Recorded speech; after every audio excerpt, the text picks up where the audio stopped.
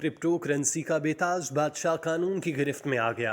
दुनिया की तारीख का सबसे बड़ा मालियाती फ्रॉड करने वाली क्रिप्टो करेंसी के बदनामी जमाना शख्स सेम बैंक मेन फ्रेड को 25 साल कैद और उनकी 11 अरब डॉलर के असासे जब्त करने का हुक्म सुना दिया गया।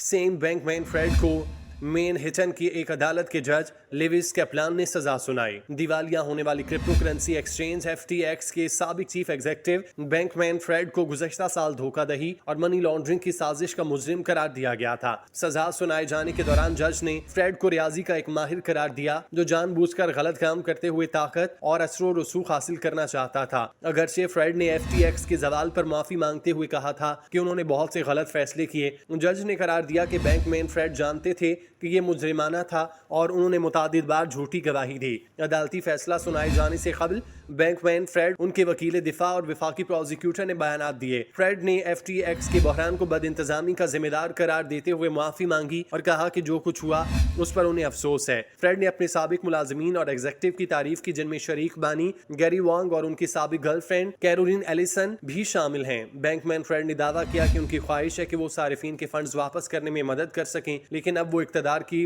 पोजीशन में नहीं है। वकील दिफा मार्क मार्कूसी ने अदालत में फ्रेड को एक हसास और नेकदिल शख्स के तौर पर पेश करने की कोशिश की जिसने गलतियां की। वकील दिफा ने फ्रेड को रियाजी का एक अजीबो गरीब शख्स करार दिया जो जानवरों, वीडियो गेम्स और दूसरों को देने के लिए जिंदगी से मोहब्बत करता है। मुकासी ने फ्रेड की समाजी बेचैनी और डिप्रेशन को गलत फहमी की वजूहात के तौर पर बयान करते हुए कहा कि फ्रेड अपने दिल में बदनीयती के साथ फैसले नहीं करता, वो अपने दिफा में रियाजी के साथ फैसले करता है। जज का कहना था अगरचे उन्होंने इस बात को मद्देनजर रखा कि फ्रेड ऑटिज्म का शिकार है और समाजी तौर पर अजीब है, लेकिन उन्होंने एक बहुत संगीन जुर्म का इर्तिकाब किया। साबिक अरबपति फ्रेड अपने जराइम की जिम्मेदारी कबूल करने का कोई इरादा नहीं रखते थे। वो अपने तर्ज अमल के बारे में झूठ बोलते रहे। इस तरह की कारकर्दगी कभी नहीं देखी।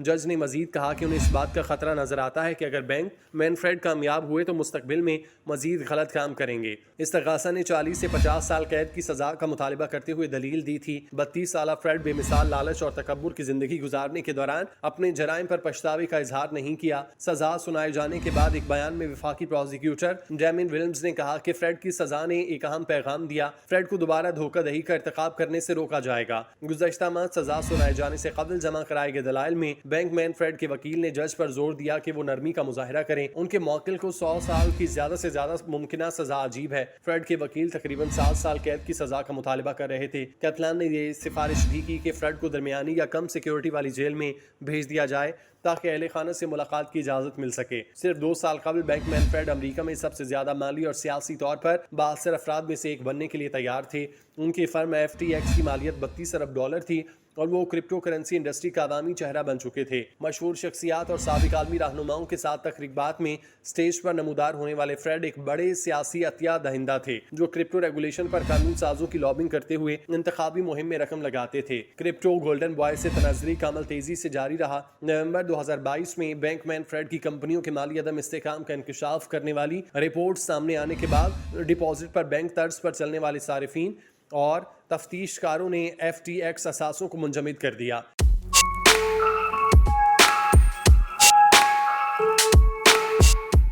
क्रिप्टो न्यूज साइट कोइनडेस्क की इब्तदाई रिपोर्ट के सिर्फ 9 दिन बाद FTX ने दिवालिया होने का ऐलान किया और बैंकमैन फ्रेड की जाती दौलत में अरबों डॉलर की कमी वाक़ई हुई। फ्रेड को हफ्तों बाद बहामास में गिरफ्तार किया गया जहां वो और FTX के दीगर एग्जीक्यूटिव रिहाइश पजीर थे और उनकी कंपनी के कुछ हिस्से वाक़ई थे। फ्रेड के बहुत आला अहदेदारों और करीबी इत्तेहादियों बशमूल उनकी गर्लफ्रेंड कैरोलिन एलिसन ने मुकदमे की समाअत के दौरान उनके खिलाफ गवाही दी। FTX की ट्रेडिंग शाख अलमीरा रिसर्च के साबिक चीफ एग्जीक्यूटिव एलिसन ने अदालत को बताया कि फ्रेड ने उन्हें धोखाधड़ी करने और FTX कस्टम फंड को उनकी जानकारी के बगैर इस्तेमाल करने की हिदायत की। फ्रेड के मुकदमे की ज्यूरी ने सिर्फ 4 घंटे के गौर गौस के बाद उन्हें धोखाधड़ी और साजिश के तमाम 7 इल्जामात में कसूरवार पाया, जबकि बैंकमैन फ्रेड का कहना था कि वो बेकसूर हैं।